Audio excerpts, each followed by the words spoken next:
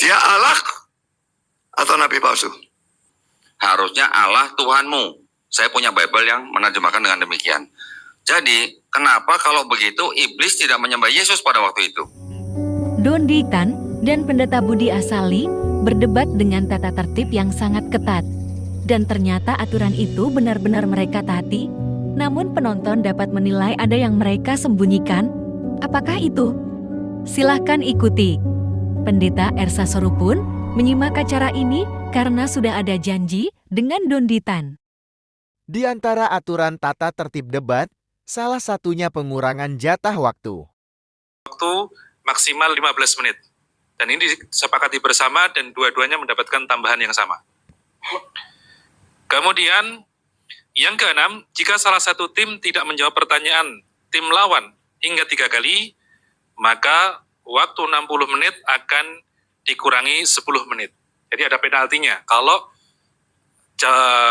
pertanyaan tidak dijawab, saya peringatkan sampai 3 kali tidak dijawab, maka akan saya berikan penalti, yakni waktu dikurangi 10 menit. Berikut ini adalah cuplikan-cuplikan saat debat yang menarik diawali dengan narasi yang dianggap oleh Don Ditan melenceng terlalu jauh, namun tetap diladeni dan seru.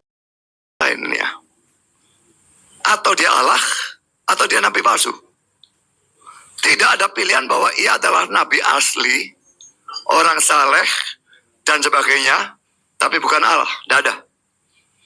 Jawab pertanyaan ini. Dia Allah atau nabi palsu? Terima kasih atas pembukaan tadi yang diberikan oleh Pak Pendeta Budi Asali. Tetapi ngomong-ngomong, topik kita ini kan keselamatan ya Pak ya? Saya katakan dan percaya Yesus. Keselamatan maksudnya sebagai manusia Kristen selamatnya bagaimana kan harusnya begitu Pak ya? Ya, percaya Yesus sebagai Allah. Ya, tapi yang Bapak berikan tadi ayat-ayatnya kebanyakan. Bukan kami nggak bisa menyanggah, tapi ini sebagian besar ini isinya mengenai keilahian Yesus nih Pak. Ya, kan saya sudah katakan. Sebentar Pak, ini waktu saya bicara. Nanti saya akan berikan waktu ke Pak Budi. Ya. Jadi menurut kami, di permulaan ini Pak Budi Asali memberikan ayat-ayat ini tapi sedikit keluar daripada topik gitu ya. Saya ingin konfirmasi ke Pak Budi Asali. Don Ditan dalam diskusi ini konsisten pada aturan yang disepakati, seringkali lawan bicara diperingatkan tentang tema dan aturan dialog, tapi keduanya akhirnya tertawa dan menyetujui. Oke. Nanti setelah diberikan Bapak baru dengan Bapak bicara. Silakan Pak. Ya, silakan. Karena, Ya.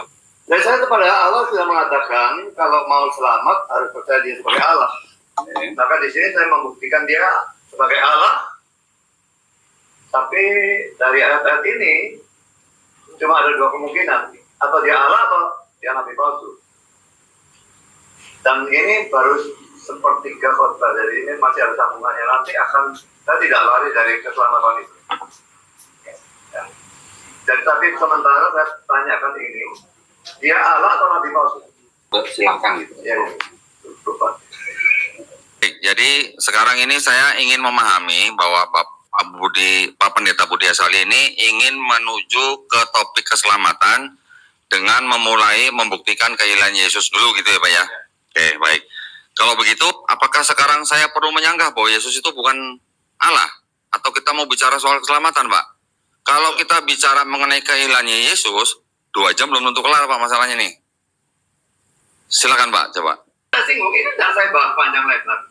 Setelah ini, poin kedua ini sudah ngomong penebusan.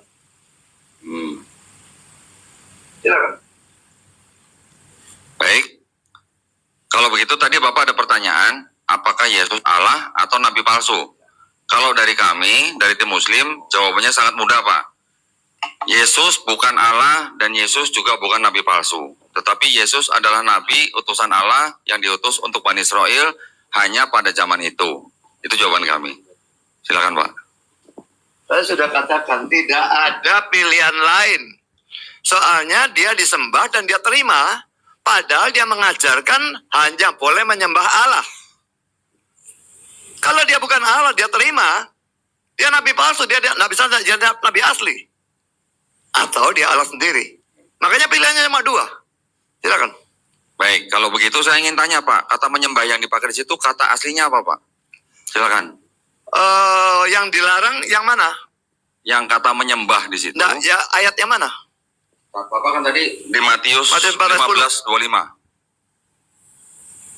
Silakan. Semua peserta debat ini harus menunjukkan ayat dalam Bible, bukan narasi yang dibangun menurut persepsinya. Seperti kita saksikan 15 ayat berikut ini. 25. Walau kadang penonton terpaksa harus menunggu ayat yang sedang mereka cari, menyangkut narasi yang mereka bangun.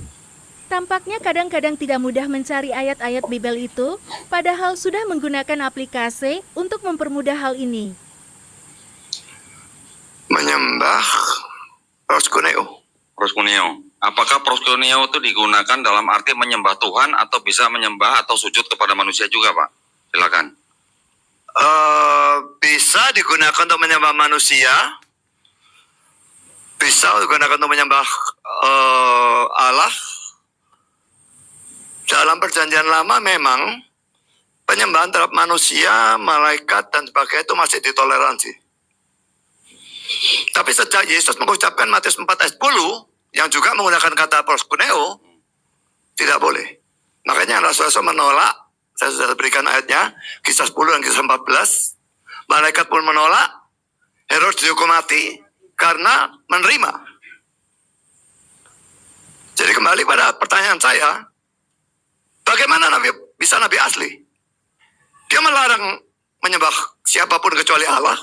Dia disembah, diterima. Silakan. Baik. Kalau Bapak menanyakan hanya diberikan kepada dua pilihan, yang pilihannya Bapak yang buat, saya masih bisa berkilah kemana-mana, Pak.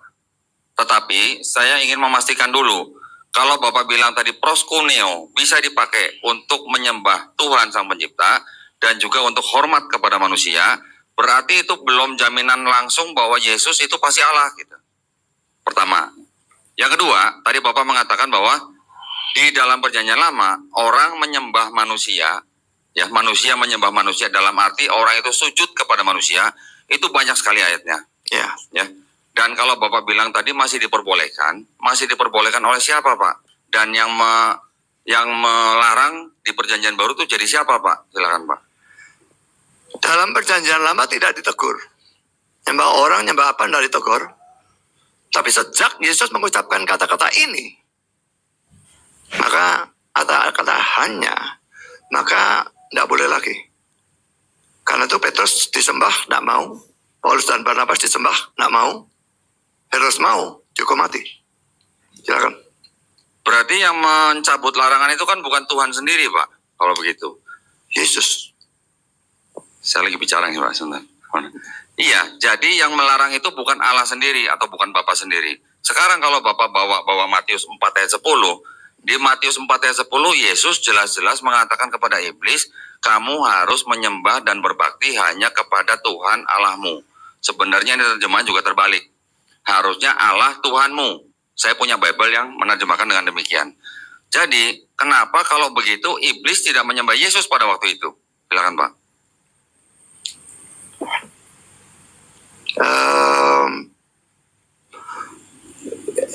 Yesus tidak menyuruh iblis menyembah Tuhan ya. Iblisnya minta Yesus nyembah dia, maka akan diberikan kerajaan dunia dan sebagainya. Lalu Yesus berkata, anyahlah iblis, sebab ada tertulis, dia ngutip Alkitab ini, ya, engkau harus menyembah Tuhan Allahmu dan hanya kepada Dia saja engkau berbakti. Jadi sebetulnya tidak ada perintah apapun. Dan kami percaya Yesus itu Allah, dan Dia berhak mengatakan seperti ini sebetulnya. Harus menyembah Tuhan Allahmu. Silakan. Nah, jadi pertanyaan saya, kalau Yesus mengutip perjanjian lama, meminta iblis untuk menyembah dan berbakti hanya kepada Tuhan Allahmu, kenapa iblis pada waktu itu tidak menyembah Yesus kalau Bapak berkeyakinan bahwa Yesus itu Allah? Silakan, Pak. Yesus ya terang tidak mau nyembah. Mana dia mau nyembah Yesus, dia kepingin Yesus nyembah dia kok. Kan godaan di padang gurun kan itu. Silakan. Jadi iblis tidak tahu kalau Yesus itu Allah pada waktu itu, Pak. Silakan. Dia tahu tapi dia tidak mau mengakui dan tidak mau menyembah. Silakan. Jadi iblis tahu nggak Yesus punya Tuhan? Silakan, Pak. Iblis tahu Yesus itu Tuhannya sendiri. Kadang Dondi Tan diam lama menunggu untuk dipersilahkan bicara oleh Pendeta Budi Asali dan sering lupa melakukannya. Sudah Pak? Ya. Pakai silakan Pak. Jadi saya ngomong. Oh iya sudah. Nah, indikasinya apa Pak? Kalau iblis itu tahu kalau Yesus itu Allah sendiri gitu Pak. Silakan Pak. Iblis tidak mungkin tidak tahu. Dia kenal Yesus ya. Waktu ada orang kerasukan setan, dalam Matius pasal yang ke-8, Budi Asali sering lama mencari-cari dia ayat, mengenali ya. karena dalam diskusi ini harus ada acuan ayatnya, maka sering menggunakan teknik bertanya ulang atau minta mengulang-ulang pertanyaan. Ini ya. Jadi waktu dia orang kerasukan setan ini yang ngomong setannya ya. Waktu ketemu dengan Yesus. Dan mereka itu pun berteriak, apa urusan dengan kami, hai anak Allah. Saya katakan anak Allah itu adalah Allah. Adakah engkau kemari untuk menyiksa kami sebelum waktunya? Dia tidak mungkin mengatakan kata-kata ini kalau dia tidak tahu kalau Yesus itu Allah. Dia pasti tahu. Ya, lalu minta supaya boleh masuk ke dalam babi dan pakainya, pergi, diizinkan. Jadi iblis tunduk kepada Yesus. Siapa Yesus kalau iblis tunduk kepada dia? Kalau bukan Allah. Silakan. Pak, di mana indikasi bahwa anak Allah sama dengan Allah? Silakan Pak. Saya tadi sudah mengatakannya. Anak manusia kan. Anak Allah itu Allah. Dan saya berikan di Yohanes 5:18. Dia menyebut Allah itu bapaknya. Dan dikatakan menyetarakan diri dengan Allah. Silakan. Kalau anak tangga itu tangga bukan Pak? Apa? Anak tangga itu tangga bukan? Anak sekolah itu sekolah bukan Pak? Bukan. Kenapa Bapak berpatokan kalau anak manusia pasti manusia, kalau anak Allah pasti Allah Pak? Karena Silakan, Yesus itu Pak. Allah dan manusia. Ya. Karena sebagai manusia disebut anak manusia. Sebagai Allah disebut anak Allah. Sama sekali beda. Jadi bagi saya, Allah itu dalam tanda petik jenis makhluk. Anak anjing, anaknya mesti anjing. Anak manusia, manusia. Andai kata malaikat bisa punya anak, anaknya anak malaikat. Nah, anak Allah itu Allah, karena jenis makhluk. Tapi dia jenis makhluknya cuma satu. Silakan. Kalau Adam anak Allah juga bukan Pak? Daud anak Allah? Kata Tunggu anak. sebentar, Pak. Oh, maaf ya. Jadi kalau Adam anak Allah disebut anak Allah, apakah Adam juga anak Allah? Apa Adam juga Allah juga? Tapi Kalau Adam- Daud disebut anak Allah, apakah Daud juga Allah juga? Nanti Apakah kalau Efraim disebut anak yang sulung, apakah Efraim juga Allah juga? Mohon Pak penjelasannya, silakan. ayatnya di mana Pak? Silakan.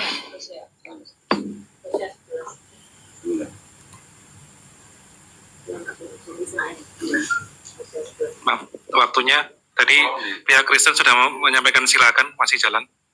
Dengan strategi meminta menunjukkan ayatnya kepada lawan, maka ada jeda waktu untuk berpikir dan mencari letak ayat yang dimaksud. Kadang kalimat silakan sebagai tanda perintah tidak terdengar oleh lawan dan perlu dibantu moderator untuk mengulang kalimat. Inilah serunya diskusi ini. Kadang pihak lawan disibukkan oleh pertanyaan di mana ayatnya, sehingga penonton pun ada kesempatan untuk mengendapkan Ketika Israel kalimat masih yang muda, mereka kukasihi dia, sampaikan. dan dari Mesir kupanggil anakku itu, Hosea 11 ayat 1. Silakan Pak. Yesus 11. Hosea 11 ayat 1. Kita yang percaya kepada Kristus, ini kok mati murid sih, juga disebut anak Allah kan ya, Yohanes 1 ayat 12 ya. Tapi anak dalam arti anak adopsi. Kenapa Yesus disebut anak tunggal Allah? Nah, dalam Yohanes 1 ayat 14, juga dalam Yohanes 1 ayat 18, lalu Yohanes 3 ayat 16, Yesus disebut anak tunggal. Padahal kita yang percaya Yesus disebut anak Allah. Karena dia anak yang sungguh-sungguh.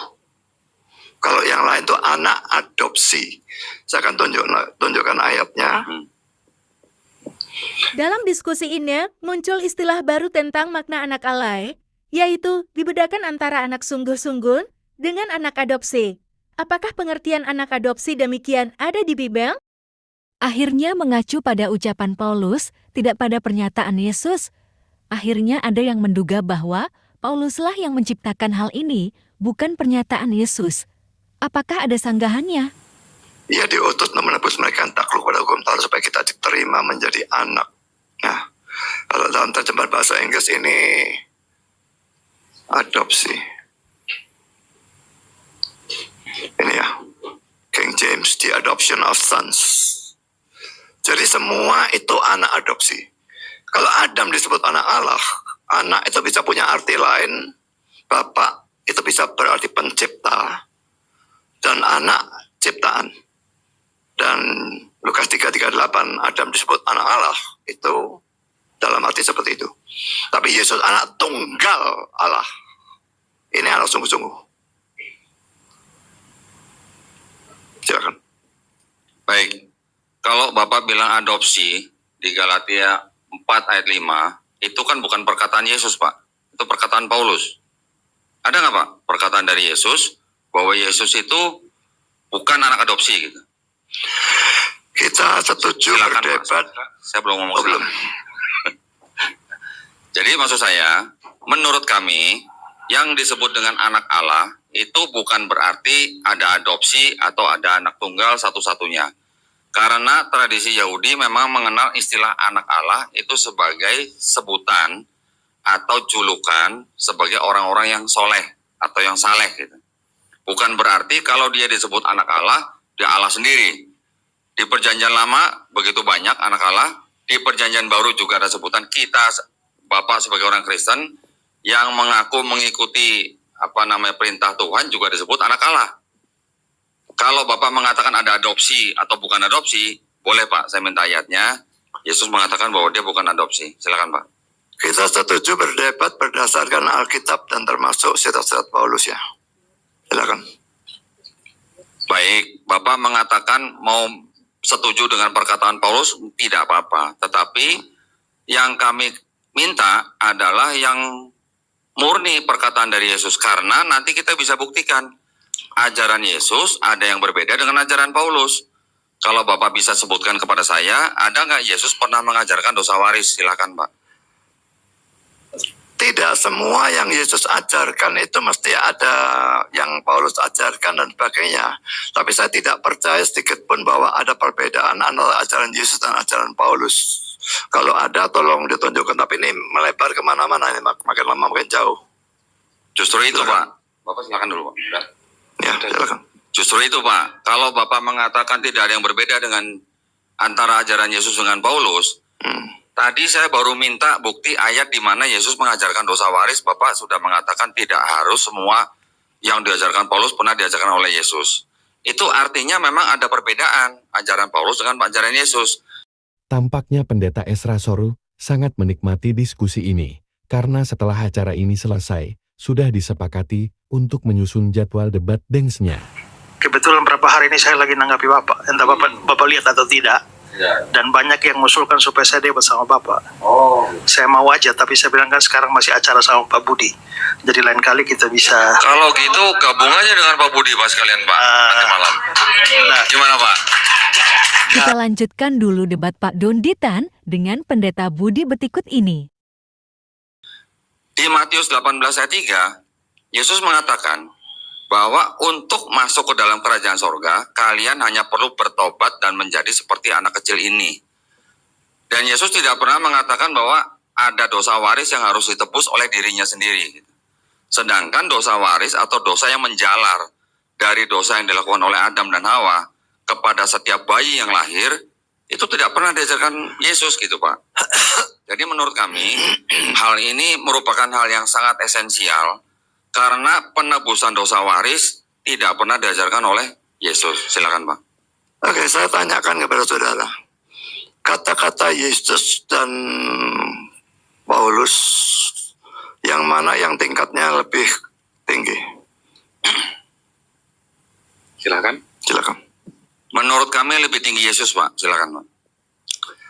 Dua-dua adalah firman Tuhan ya. Selama itu masuk dalam Alkitab, ini adalah firman Tuhan, maka tingkatnya sama. Apakah perjanjian lama, Musa, atau siapapun, pokoknya masuk firman Tuhan, itu tingkatnya sama. Tidak bisa kata-kata Yesus lebih tinggi daripada Paulus. Pada waktu Paulus menulis diilhami oleh Allah. Kata-katanya setara dengan firman Tuhan dan setara dengan kata-kata Yesus. Silakan. Di sini ditemukan pula perbedaan firman dengan ilham. Apakah firman Allah dengan ilham yang diperoleh Paulus itu setara? Tentu saja hal ini akan jadi bahan catatan bagi Pendeta Ersasoru di acara yang akan digelar nanti. Jadi menurut Bapak, Paulus kata-katanya sama tingginya dengan perkataan Yesus. Ya, Kalau begitu, tolong tunjukkan Pak, yang menebus dosa ini kan Yesus, bukan Paulus. ya. Betul. Kalau menurut kami lebih tinggi karena Yesus yang menebus dosa manusia menurut ajaran Kristen. Gitu ya. Jadi kalau Yesus yang menurut Bapak mati di atas kayu salib untuk menebus dosa manusia, tetapi yang mengajarkan dosa warisnya bukan dia yang disalib, yang mana kira-kira menurut Bapak yang lebih tinggi? Silakan Pak. Saya sudah katakan tidak harus Yesus mengajarkan apa yang Paulus ajarkan. Kalau semua mesti mengajarkan seperti itu, Petrus juga mesti mengajar, Yohanes mesti mengajar, Musa mesti mengajar. Lah ya seluruh Alkitab penuh dengan dosa waris. Jadi satu mengajar A, satu mengajar B, satu mengajar C dan sebagainya. Silakan. Baik. Kalau memang Bapak bilang Yesus tidak harus mengajarkan, tapi Paulus boleh mengajarkan apa yang dilakukan oleh Yesus. Kan itu kelihatan Pak, jadi memang ada bedanya ajaran Yesus dan Paulus. Yesus tadi mengatakan kamu hanya perlu bertobat dan menjadi seperti anak kecil ini Oke. untuk masuk kerajaan sorga. Kalau untuk bertobat dan seperti anak kecil ini, apakah harus percaya bahwa ada dosa waris yang ditebus oleh Yesus? Dalam debat ini, akhirnya menjurus ke ajaran Paulus yang mendapatkan ilham, bukan lagi bicara firman dari Allah. Firman dan ilham dianggap setara. Silakan Pak. Beda, tidak masalah selama tidak bertentangan. Silakan.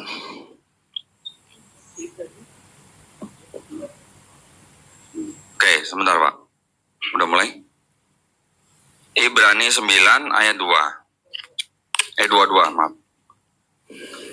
Ibrani 9 ayat 22 dikatakan, dan hampir segala sesuatu disucikan menurut hukum Taurat dengan darah. Dan tanpa penumpahan darah tidak ada pengampunan. Menurut Bapak, ini betul nggak Pak? Silakan Pak. Betul, silakan.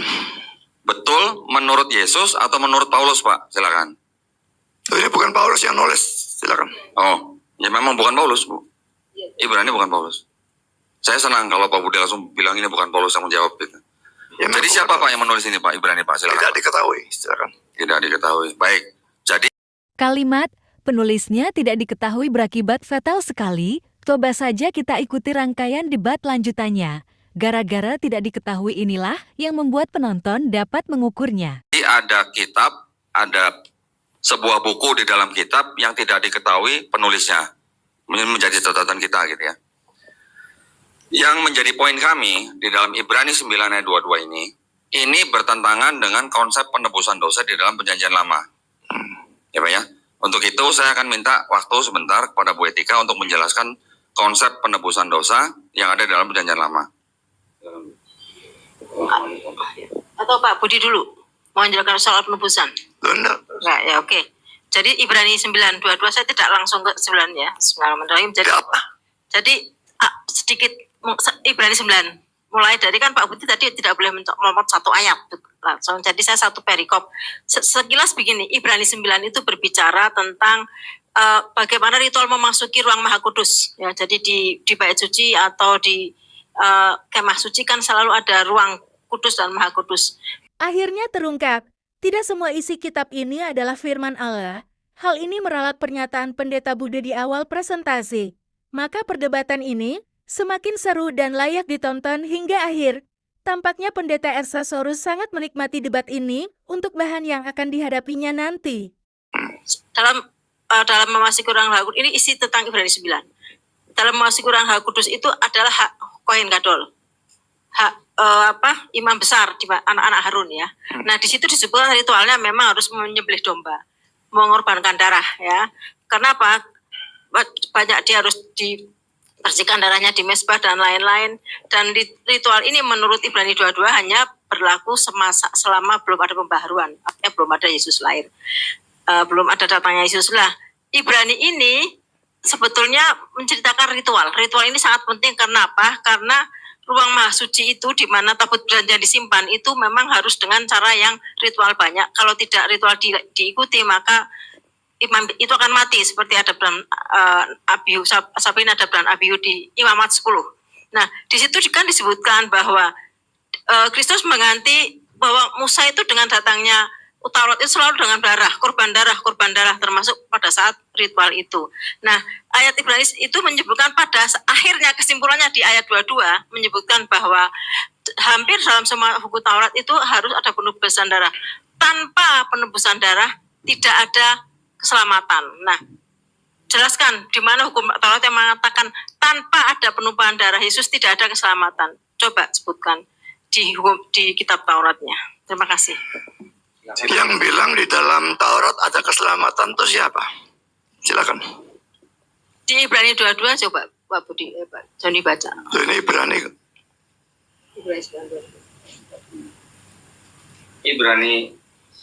Ibrani 9:22, di situ ada ayat paralel, mengambil dari Imamat 17 ayat 11. Karena nyawa makhluk ada di dalam darahnya, dan aku telah memberikan darah itu kepadamu di atas mezbah untuk mengadakan pendamaian bagi nyawamu, karena darah mengadakan pendamaian dengan perantaraan nyawa. Silakan, Pak. Jadi kalian percaya bahwa dalam Taurat itu ada pengampunan dosa? Silakan. Itu kan disebutkan tanpa, yang menyebutkan dalam Ibrani Pak, tanpa penumpahan darah tidak ada pengampunan. Menurut Ibrani begitu. Menurut Ibrani kalau tanpa penumpahan darah dalam Taurat itu nggak ada pengampunan. Masalahnya benar nggak, kita harus cross check ke Taurat ini gitu loh. Di mana bunyi ayat di Taurat yang mengatakan bahwa tanpa penumpahan darah Tuhan nggak akan mengampuni seperti yang disebutkan dalam Ibrani 9:22. Silahkan. Loh, pertanyaan saya tidak dijawab. Apakah kalian percaya bahwa dalam Taurat PL Perjanjian Lama itu ada pengampunan dosa? Di PL itu ada yang namanya pengorbanan menggunakan hewan ya Pak ya. Kalau dia punya duit dia bisa pakai sapi atau lembu. Kalau kurang duitnya dia bisa pakai kambing atau domba. Kalau kurang juga dia bisa pakai burung tekukur. Kalau kurang juga dia masih bisa pakai tepung terigu.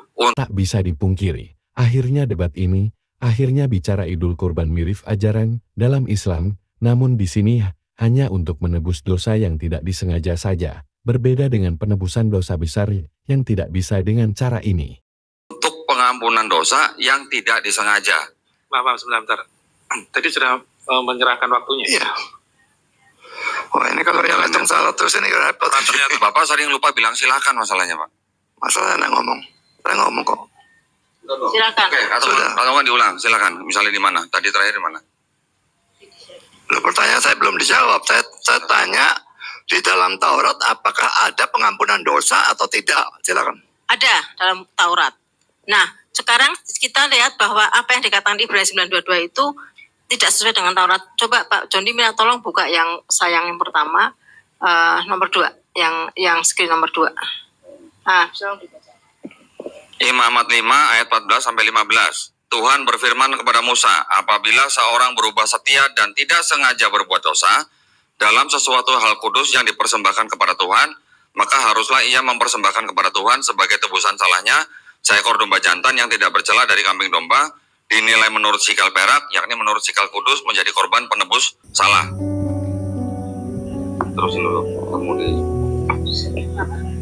mau diserahkan atau? Oh ya, serahkan dulu Pak. Itu yang maksudnya gini. Saya tambah sedikit. Jadi penebusan darah itu hanya tidak, kalau Ibrani kan tanpa penumpahan darah. Kalau dalam Taurat itu penebusan darah itu hanya untuk dosa yang tidak disengaja. Ya, hanya untuk dosa yang tidak sengaja ya Pak. Nah, tidak sesuai dengan Ibrani 9:22 yang mengatakan bahwa hampir semua hukum Taurat harus dengan penumpahan darah. Tanpa penumpahan darah tidak ada pengampunan. Nah, ini tidak pas dengan Taurat. Silakan Pak. Oke, kita menafsirkan ayat itu harus diselaraskan ya, seluruh ayat Alkitab yang ada hubungannya. Makanya saya tadi tanya, dalam Taurat ada pengampunan? Saudara jawab ada. Ya, saya akan tunjukkan Ibrani 10 ayat 4. Tolong kok enggak keluar sih. Sebab tidak mungkin darah lembu jantan atau darah domba jantan menghapuskan dosa. Lalu ayat 11, selanjutnya setiap imam melakukan tiap-tiap hari pelayanannya dan berulang-ulang mempersembahkan korban yang sama sekali tidak dapat menghapuskan dosa. Jadi penulis Ibrani mengatakan dalam Taurat tidak ada pengampunan dosa.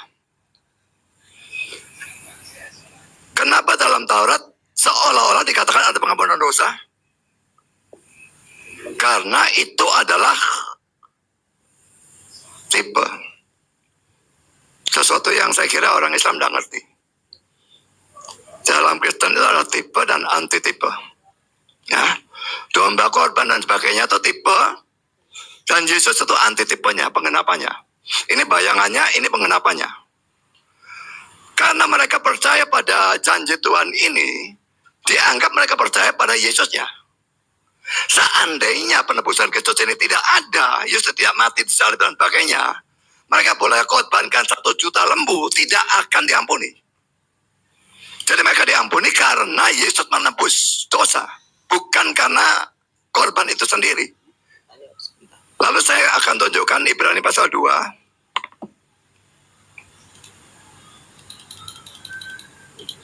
Saya bacakan ayat 14 dan terusnya ya, sampai 17 ya. Karena anak-anak itu adalah anak-anak dari darah dan daging. Maksudnya darah dan daging itu manusia ya. Maka ia juga menjadi sama dengan mereka dan mendapat bagian dalam keadaan mereka. Sebab oleh kematiannya ia memusnahkan dia, yaitu iblis yang berkuasa atas maut. Dan sebagainya. Sekarang ayat 16 ya.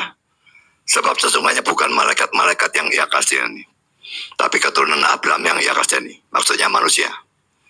Jadi kalau Yesus mau menebus manusia, dia harus menjadi manusia dan mati sebagai manusia. Seandainya dia mau menebus babi, dia harus jadi babi dan mati sebagai babi. Tapi dia mau menebus manusia, dia tidak menebus malaikat. Kalau menebus malaikat, dia jadi malaikat dan mati sebagai malaikat. Tapi dia bukan malaikat-malaikat yang ia kasihani, tapi keturunan Abraham. Jadi adanya penebusan Kristus itu yang membuat orang bisa diampuni. Kalau cuma ada korban-korban PL itu tanpa ada penebusan Kristus, dia mati salib, ini sama sekali tidak ada gunanya. Jadi satu sisi bisa mengampuni, satu sisi tidak bisa mengampuni. Kalau dipisahkan dari penebusan Kristus, tidak bisa mengampuni. Itu yang dibicarakan surat Ibrani pasal 10 tadi. Tapi kalau dihubungkan dengan penebusan Kristus, bisa mengampuni, itu yang dibicarakan oleh Taurat. Silakan. Pak, ngomong-ngomong, Bapak tadi bilang kalau Yesus mau menebus babi, dia harus jadi babi, Pak. Nggak ada rencana gitu, Pak, Yesus mau nebus iblis gitu, Pak. Silakan, Pak. Iblis termasuk malaikat ya. Ini dikatakan bukan malaikat-malaikat yang ia kasihani. Jadi tentu tidak ada rencana. Silakan.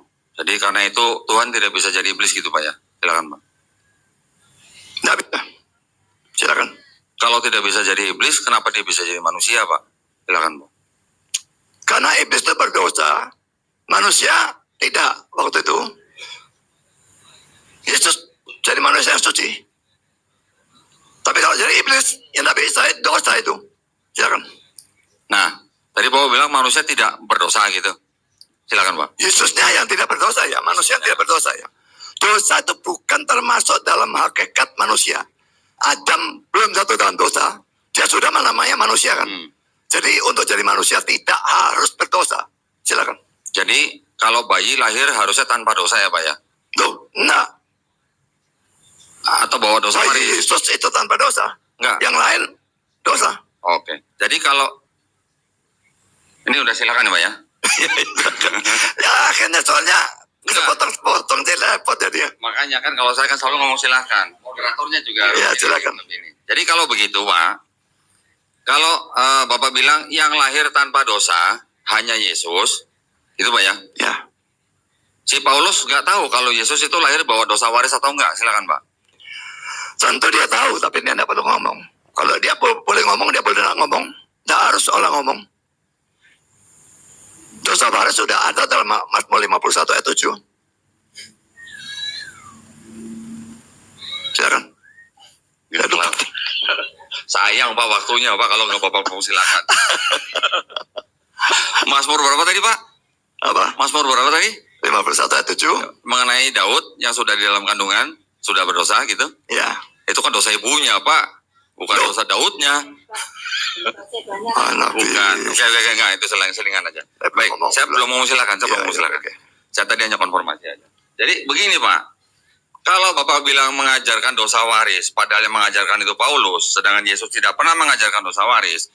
Terus tadi saya tanya, kalau anak manusia lahir bawa dosa waris, cuman Yesus yang lahir tidak bawa dosa waris, begitu Pak ya.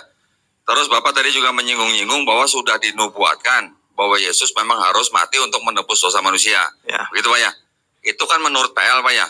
Pertanyaan saya, yang menulis PL ini Kristen atau bukan Pak? Silakan Pak. Kristen. Silakan. Kristen mana Pak yang nulis Tanakh Pak? Silakan. Tolong diulang. Tanakh. Ini Pak. Ya saya ngerti. Kalimatnya saya tidak dengar. Kristen mana yang menulis Tanakh ini Pak? Silakan Pak.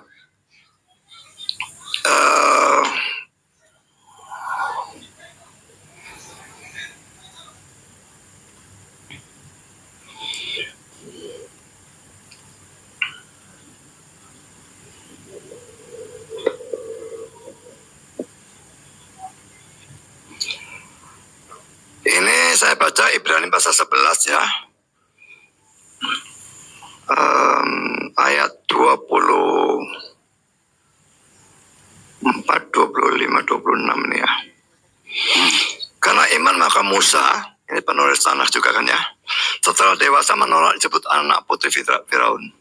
Karena ia lebih suka menderita sengsara dengan umat Allah daripada untuk sementara menikmati kesenangan dari dosa. Dia menganggap penghinaan karena Kristus sebagai kekayaan yang lebih besar daripada semua harta Mesir, sebab pandangannya ia arahkan kepada upah.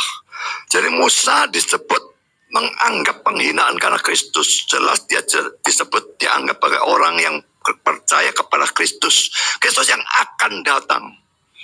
Semua orang-orang perjanjian lama yang beriman kepada Kristus yang akan datang. Kalau orang-orang perjanjian baru beriman kepada Kristus yang sudah datang. Akhirnya Don Ditan menjelaskan bahwa kalimat Yesus muncul belakangan dan hal ini jadi melebar dan luas, tentu saja jadi bahan kajian Pendeta Esa Soru yang mengikuti acara ini. Serangan dari Don Ditan terhadap iman Kristen atau kitab suci Kristen, di mana dia memberikan tuduhan bahwa ada banyak kontradiksi di dalam. Tiba-tiba Pendeta Esra Soru menantang debat Don Ditan, yang biasanya Esa Soru itu kan selalu menantang dengan Yahya Waloni. Tampaknya penonton YouTube semakin penasaran dengan lanjutan debat ini. Baiklah kita lanjutkan lagi perdebatan dengan Pendeta Budi.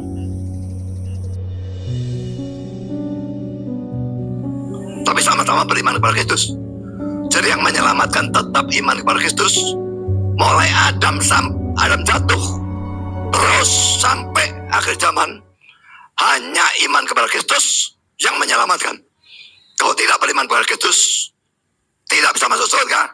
Dan satu-satunya tempat selain surga adalah neraka. Silakan. Pertanyaan saya ulang nih Pak. Kedua kali saya tanya nih. Orang Kristen mana yang menulis Tanakh? Ini adalah Tanakh nih Pak. Saya sudah jawab ini. Mana? Siapa orang Kristen yang menulis ini Pak? Bapak tahu Tanakh kan? Tahu. Iya. Ini Tanakh kapan disusunnya Pak? Apanya? Tanakh kapan disusun Pak? Apanya? Tanakh disusun. Hah? Dikanonisasi. Hah? Tanakh. Bapak tahu Tanakh ya? Ya, Disusun perjanjian lama. Nah, orang Kristen mana yang menyusun Tanakh Pak? Itu pertanyaan saya. Bukan menulis. Menulis? Ya menulis, yang menulis Nah, ini Tanakh. Musa kan? Musa tidak nulis tanah. Jadi menurut Bapak Musa Kristen? Iya. Oke. Boleh Pak, sebutkan saya di mana ayatnya Musa Kristen? Nah, ini ayatnya baru saya bacakan. Mana ada kata Kristennya Pak? Dia menganggap Kristus. penghinaan karena Kristus sebagai kain lebih besar dan sebagainya. Sebutan Kristen pertama kali kapan Pak? Silakan Pak. Saya menganggap semua orang yang percaya kepada Kristus itu adalah Kristen. Sebagai Tuhan dan Juru Selamat ya. Atau percaya nubuat-nubuat tentang Kristus, atau simbol-simbol, atau tipe-tipe tentang Kristus, maka dia adalah orang Kristen. Dan semua orang-orang percaya dalam perjanjian lama, saya anggap sebagai orang Kristen. Silakan. Jadi menurut Bapak, Tuhannya Musa itu Yesus. Silakan Pak. Ya, silakan. Buktinya boleh diperlihatkan nggak Pak? Bahwa Musa mengetahui bahwa Tuhannya itu namanya Yesus. Silakan Pak. Ini dikatakan menderita penghinaan karena Kristus. Kristus kan juga Yesus. Silakan. Pak, tadi kan Bapak bilang, Ibrani ini yang nulis nggak tahu siapa. Tapi tetap masuk kanon Alkitab. Nggak ada keharusan tahu siapa yang nulis. Loh, Banyak yang nggak diketahui penulisnya. Nggak ada masalah. Silakan. nah, jadi bagaimana Bapak yakin kalau Musa ini meyakini bahwa Yesus itu adalah Tuhannya dia? Kalau Musa aja jangan-jangan pasti nggak tahu Pak ayat ini Pak. Gitu. Silakan Pak. Musa tahu atau tidak tahu, tapi penulis ini tahu kalau Musa tahu Kristus.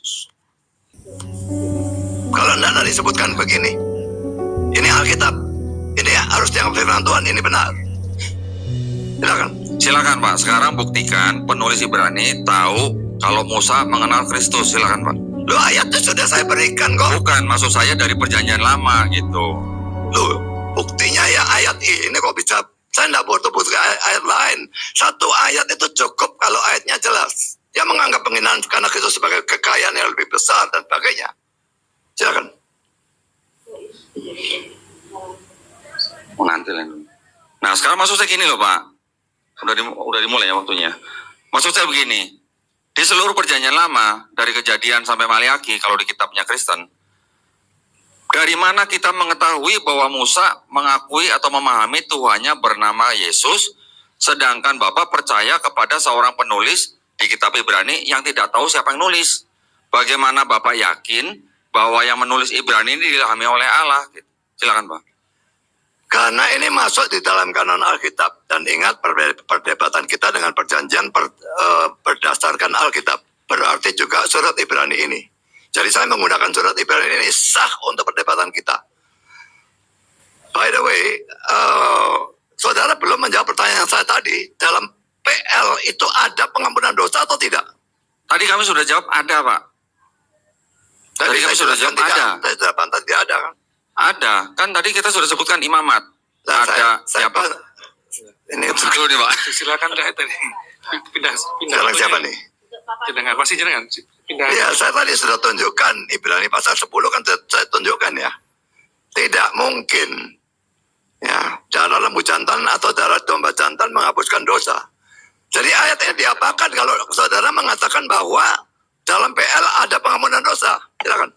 Pak, kalau Bapak nanya di dalam PL ada pengampunan dosa atau tidak, kita tadi sudah tunjukkan. Tapi Bapak mau membuktikan bahwa di PL tidak ada pengampunan dosa dengan menggunakan Ibrani yang tidak ada dalam PL, Pak. Jadi nggak logis. Silakan Pak. Saya sudah katakan ini termasuk Alkitab. Ya, ini firman Tuhan. Jadi makanya harus ditafsirkan bersama-sama menjadi seperti yang saya katakan.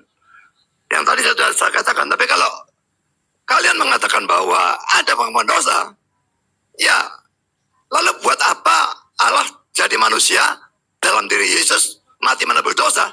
Kalau memang dalam PL sudah ada pengampunan dosa, Yesus tidak perlu datang. Silakan.